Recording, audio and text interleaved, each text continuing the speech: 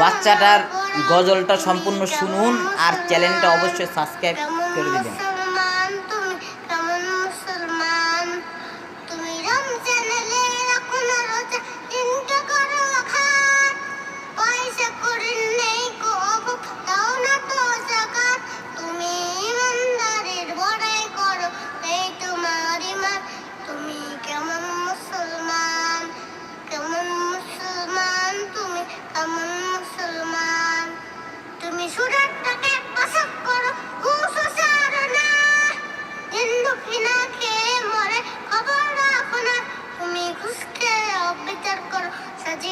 প্রধান তুমি